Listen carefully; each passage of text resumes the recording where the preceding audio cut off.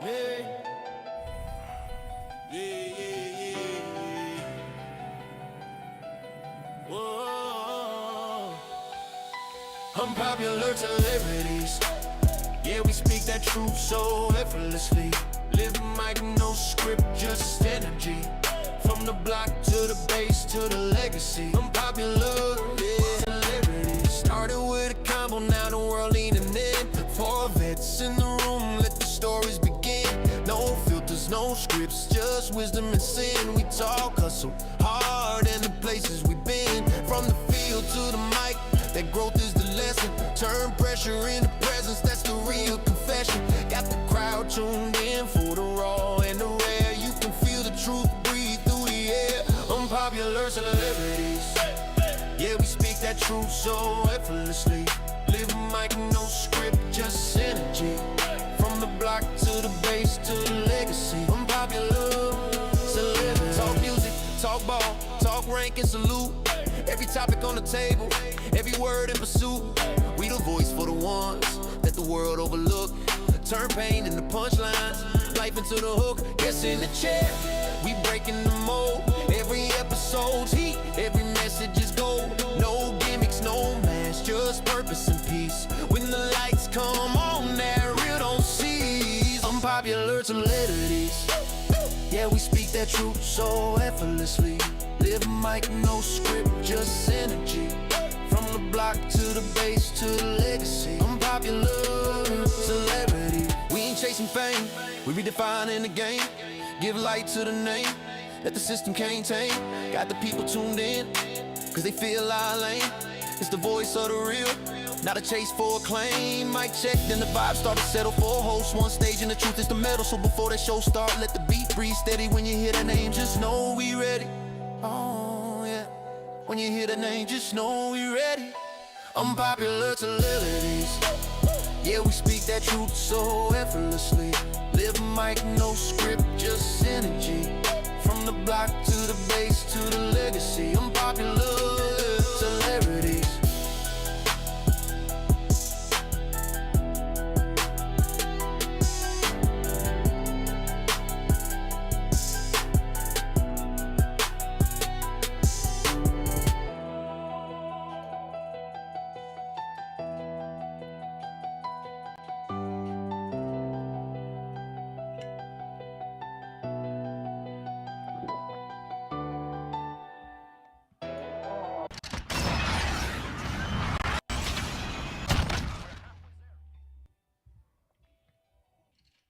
What up? He said, "What up? My voice. What up? My voice is gone. My voice is gone. What up? Happy Sunday, ladies and germs. Peace, human beings. Peace, human beings. Why do you say that? Peace, human beings. What does that even mean? Well, I mean, if you think about it, peace means what mostly people do when they say goodbye or they're saying, you know, they're leaving a conversation with a good friend. They're like, all right, peace, right? Right.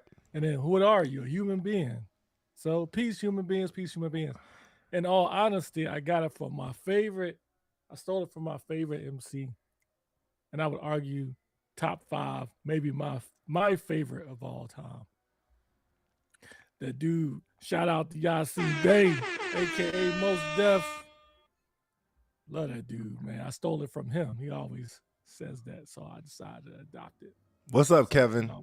Kevin I was saying before. Snow things. Peace, human beings. Peace, human beings. It's your boy Philly DC here with my partner in crime here, Pete, on the engineer boards. You got Jessica Player also and Dell out there doing their business. Welcome to another episode of Unpopular Celebrities here on this lovely Sunday morning. We have a great show for you. If you missed the last show, go ahead and catch it on YouTube, on Apple Podcasts, or Facebook, the live or the podcast audio piece. But we're doing a series called Transitioning from Military to Civilian. When do you know it's time? And we received a lot of great responses and feedback from the last episode, which was episode 1. And so here we are with episode 2. We're going to double down on a little bit of what we talked about last week in terms of what's it like to push the button, the things that you may go through, and we're going to double down on that. This is going to be a long series, probably between 4 to 6. Thank you for subscribing. Yeah, shout out to Kevin for subscribing. Big shout out to Kevin for the subscription. You see Much the appreciated, brother. the Much sub goal appreciated. up top. We trying to get our goal. So one is 1% complete. So y'all math whiz can let y'all know what the sub goal is.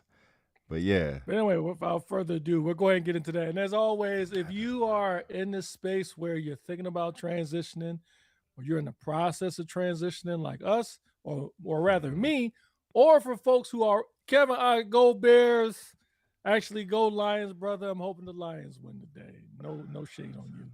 But if you already transitioned like Pete and other folks, and you already got some nuggets you want to drop, feel free to put it in the comments. We'll read the comments out. You can help others, including myself. So we appreciate that. Pete, any comments before we get started? No real comments right now. I'm trying to figure some things out. It doesn't look like our viewer count for Facebook is working. But we'll figure that. I'll figure that out maybe another day. I'm a little sick, under the weather, so I gonna rely on Philly to see this thing through, because I will not be at my 100%. Got my cough drop here, so I'm gonna take that and see if I can make it through this, because as they say, the show must go on. Yeah. Okay. All right, turn my light Good. off.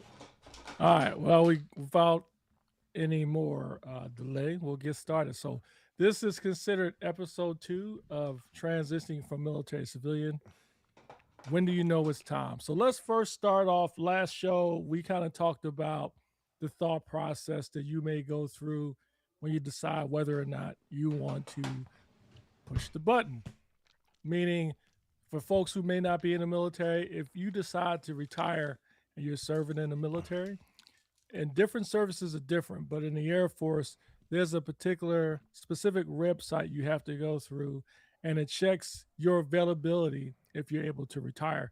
And then there's an actual button that you will click that will give you the opportunity for powers that be and Air Force Personnel Center to check your records to make sure you're good to go to retire.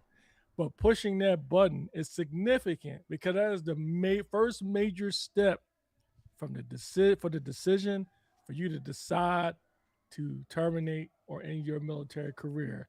But we got Andy Garrett. But what's up, man? You in the airport? Oh shoot, I can't hit my You in boom. the airport, bro? What's up? What's up, Big Andy? I heard you was local, and I missed you. Well, close to being local, man. Sorry. Well, yeah, it's good to see you, Andy. He's another good person. Andy Gilbert, former chief, he already transitioned and is doing well on the other side. So he's a good example. But anyway, as I continue, so let's just start with me. And a lot of things we'll talk about during this series is our personal take on it, because we're still going through it. Pete has already transitioned officially, maybe by 3-4 days, maybe a week. I'm still in my process. I got maybe a month or 2 left over. But for myself, when I decided to push a button, a bunch of things came to mind. Namely, one, I mean, what is natural, figuring out if you are ready or if it's time. So when you think about if it's time, you think about where you're at currently in your military career and also in your life. For me, I was at over 30 years, and usually when you take a specific job, you may end up getting what's called forgive me,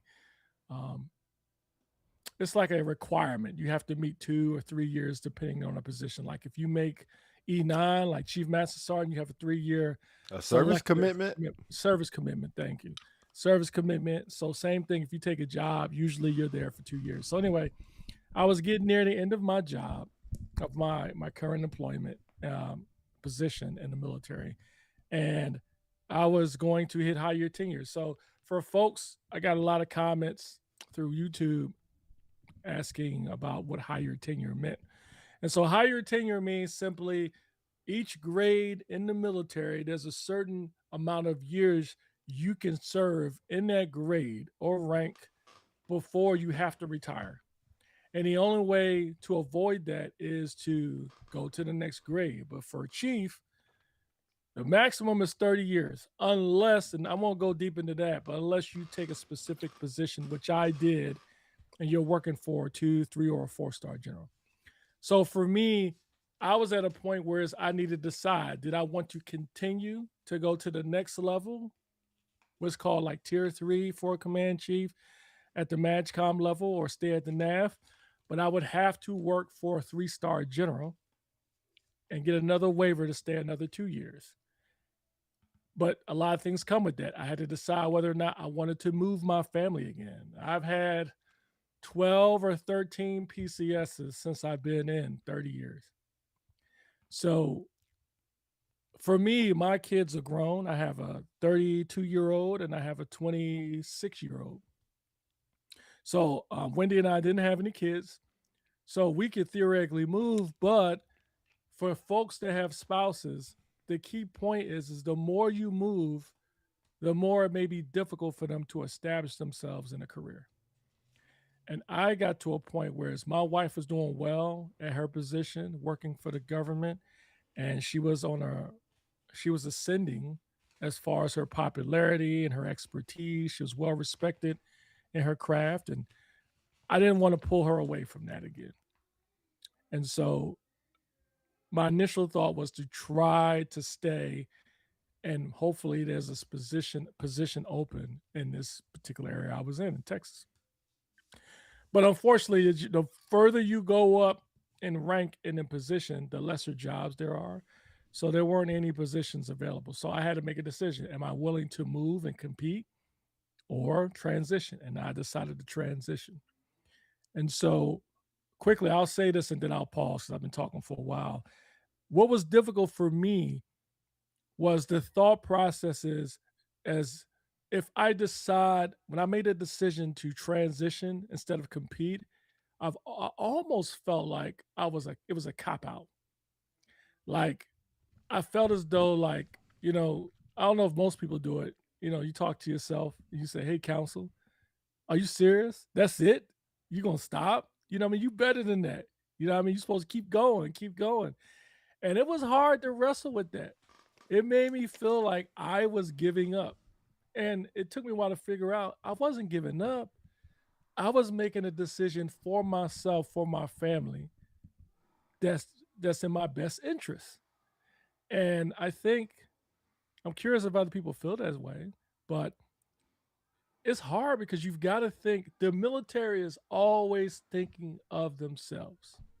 What's best for the mission? You know how they say service before self? What's best for the mission? It's difficult when you've served so long. You're so used to thinking of the mission versus thinking of yourself. And that was that one time I actually thought about myself. And it was hard. I felt guilty. I'll pause there. Don't really know what to say. I think we talked about a lot of this on the first episode, but if y'all got any questions as we go through this, feel free to chime in and ask your questions away, and we'll try to answer them, as you know, on this platform to the honesty and best that we can. So I think as we move on through this retirement period and we go on to, what a lot of people feel and how they might be feeling, I think you hit the nail on the head with some people are feeling like they're giving up.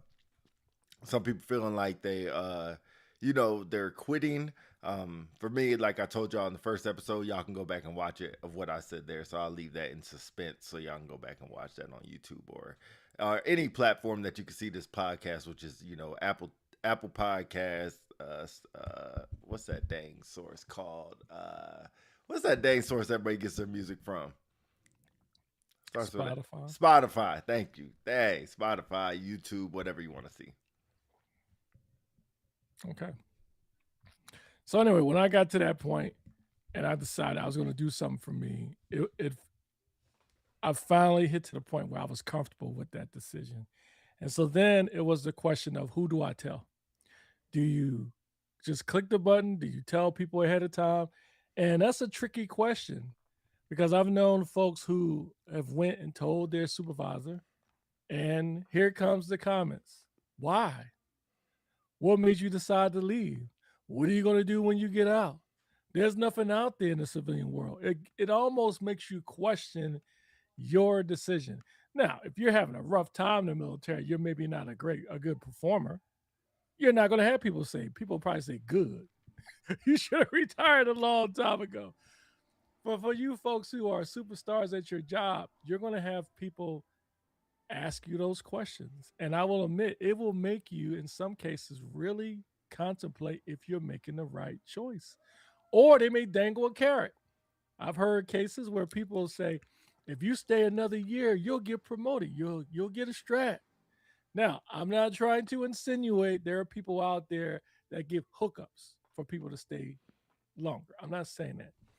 But there are cases where people will make you believe that you're giving up, you're putting yourself out of a position to and being in an advantageous position to move to the next rank or job. And it's hard. Let's see. Who was that? Ken Cliff. What's up, brother? I experienced the same thing getting out. I was afraid to get out. Thank you for that comment, man. And I think ultimately it boils down to that. Honestly, I think I felt there was a little bit of trepidation when I made that decision because I mentioned it on the last show, just trying to visualize what would it be like if I got out. And it is scary. Maybe for some people it's not, but it was scary. Not so much because I didn't think I could do it. It's more or less because I'm used to the same thing. Yesenia, what's up? One of my favorite folks. Don't like your husband though, because he's a dirtbag Cowboys fan. Anyway, Jesus. that's a powerful shift in focus, Chief. Your family became the mission. No carrot can compete with that, in my opinion. I agree. But and King Cliff says, but I stepped out on faith and had good military leadership and Chief Master Sergeant Simmons, Todd Simmons, who mentored me after the military. Going back to what Mazuka said, that's true, man. It's like you you get to a point where you really concentrate on your family, but it's the fear of failure. And faith has a lot to come with it. You have to really believe that it's just like anything. There are thousands of people that came after you that has already transitioned and they made it. So you will too. It's just believing that. King Cliff says, I knew who I was, trusted. I knew who I was, trusted in me, landed a good job, and completed my bachelor's and master's degree. Shout out to you. So anyway, so when I got to that point, for me, I did not tell many people. I told my supervisor at the time, obviously, because you want to tell them because when you hit the button, it goes to them anyway. Your commander, my supervisor was my commander. So I remember when I told General Allen, what I appreciated was that even there was a smile, and he was saying, "Hey, we're getting up there in time, Chief. I appreciate you letting me know." It was a lot of congratulatories and such. But it's always hard to see good people leave. And I think we mentioned on the last show, those of us that are in leadership positions, we've got to get out of the making people feel guilty for deciding to move on. Even if you're not retiring, if you're getting out at 4 or 6 years old, or not 6 years old, 6 years, 10 to 12 years, we've got to stop we got to start getting out of making people feel guilty for the decision they made. We have to start preparing them as best as we can for that transition. And I'll pause there before I go to my next point. Now go ahead. Okay. So then it comes the next point of how do you conduct yourself after you hit the button? Because there's a lot of things that come to your mind. You know how you have someone that think of it like when you're in a deployment. For those that have deployed, that have done like 6 months or a year on the deployment, and you get those deployment orders, you're getting to go home. What's up, brother? What's up, Dooley? You get this idea that you're about to go home, right? How many of you felt like when on deployment, when you found out you're getting your redeployment orders and you know when you're leaving, part of you feels like you're just dropping everything. Maybe not everything, but slow. You start to downshift a little bit, especially when your replacement gets there. When your replacement gets there, you kind of lean back a little bit because you're leaving. And I think I would compare it to this: when you hit the button, you start realizing like everything you thought about, your mind starts playing a different game with you because you're not thinking about, oh, next year we have annual awards we have to do, or maybe next year you may have a PCS or deployment. You don't have to worry about that anymore. I mean, you're getting to a point where now you don't have to worry about that. And so what do you do? Do you downshift? And if you do, there's a perception of people that you work with, they're going to think, oh, he's retiring or she's retiring. He or she don't care anymore. And that's a real thing because you just feel like you have to work harder so people don't assume that you just gave up because they know you're retiring. So there's some people that will purposely not tell people where they work that they're retiring for that fear of that alone. Yeah, I think that's a great point. And just to kind of talk about that, about who do you tell? I think one, you have to tell your commander, right? It depends on your position, right? If you're doing, you know, 8 years, 10 years, maybe not so much, right? Just you're separating a little different. But you're retiring. Usually, you're a tech master, or higher. Usually, you have that relationship with your commander at that point, depending on how long you've been at the base, and a lot of that has dependency on that. But I wonder how many people in here that are retired, if they did tell their commander or not, or if they just like surprise, because they're gonna get the email, like you said. So as soon as you hit the button and do it, they get the email as well and let them know.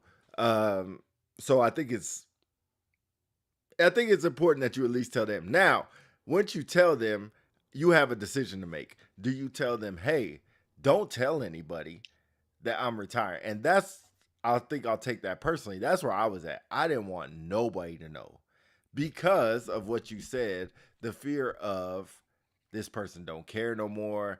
Like, you take a day off of work, they're like, oh, he's retired, it don't matter.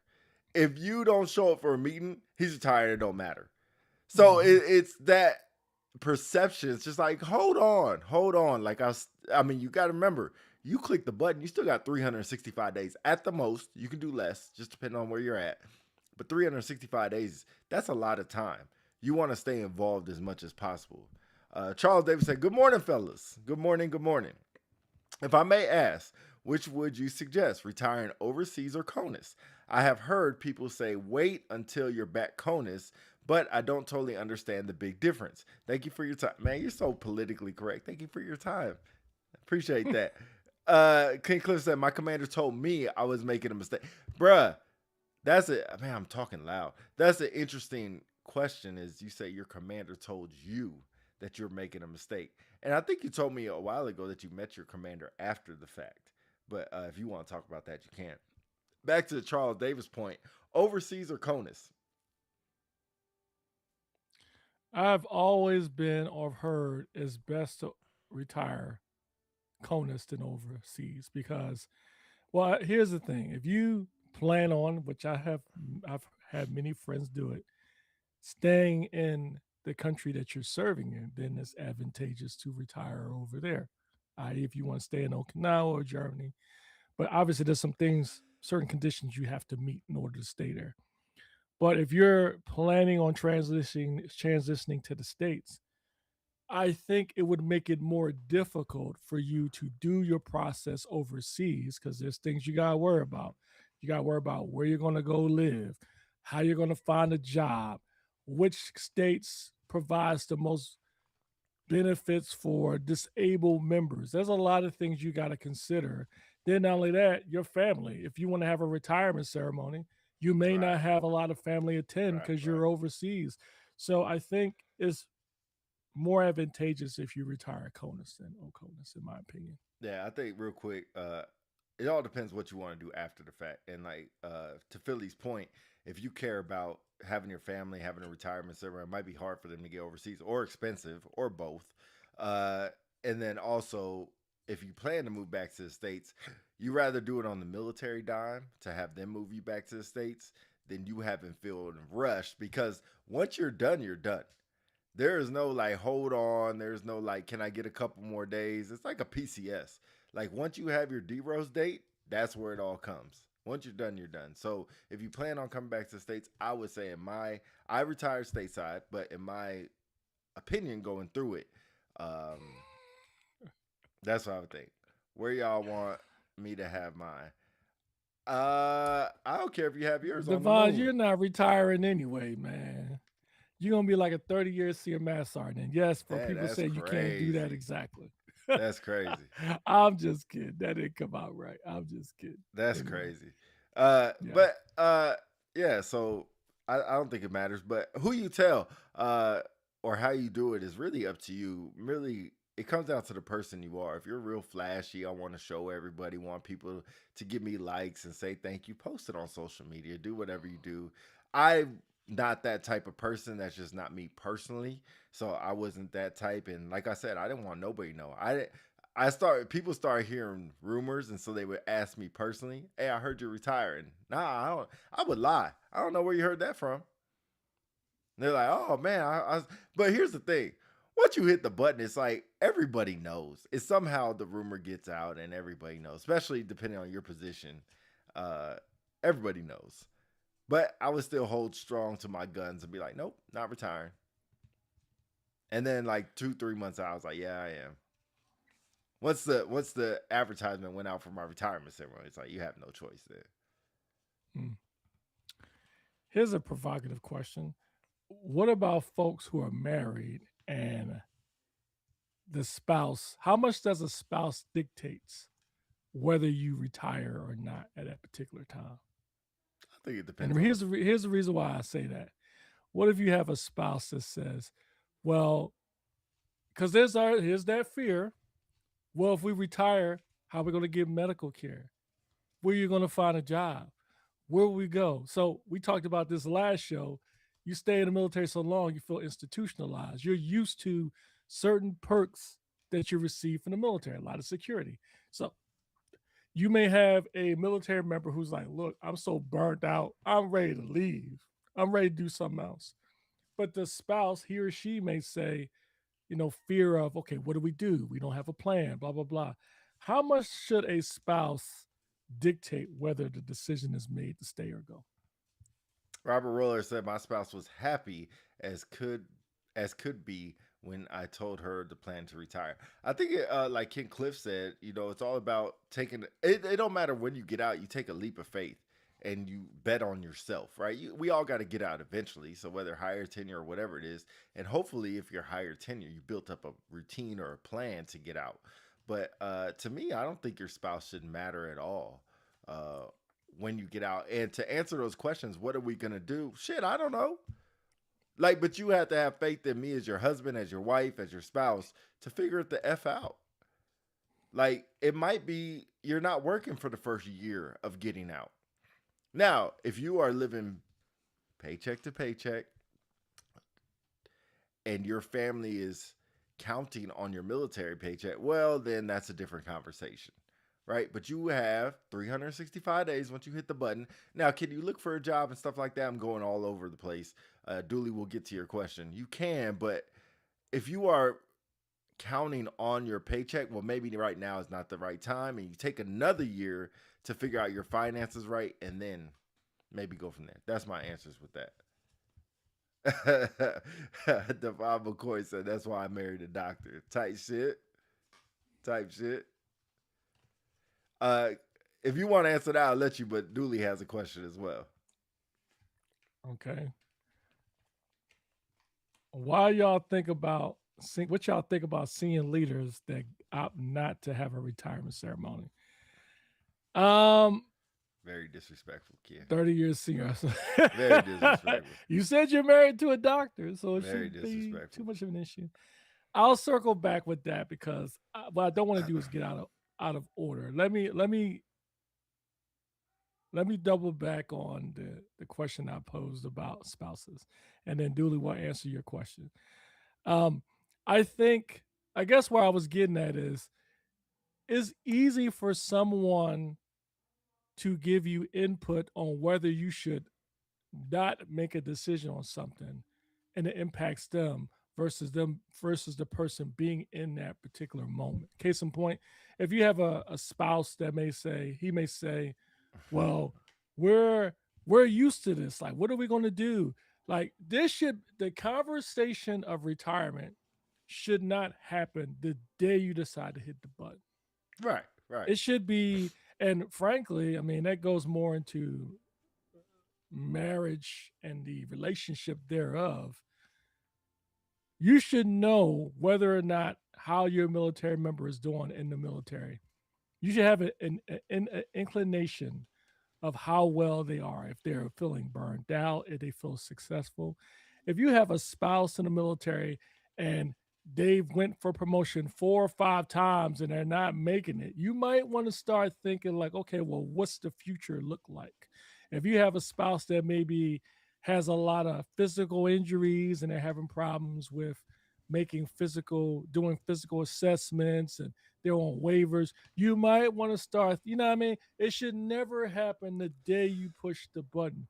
However, I do think ultimately it's the military member's decision. It ultimately comes down to that. Because if you stay because of fear, because of comfortability, and because you want to please someone, eventually it's going to catch up to you. And you're not going to be happy. And then trust me, it's nothing worse than have somebody that comes to work every day and they hate being there because people notice it, especially if you're higher in rank. If you're like a supervisor, manager, senior leader, commander, if you don't want to be there, don't think people don't notice it. You can only mask it for so long. Hmm. And those folks that's going to be still staying in, they're going to depend on you. They're not going to know that you are struggling to stay in because you really want to get out, but you feel like you cannot get out. So it's almost best to just really come to grips with your decision. Devon says, I see a lot of times where the member is not open with their spouse about their performance at work. Oh, man. Yes. Yeah. Man, that's another show for another day. But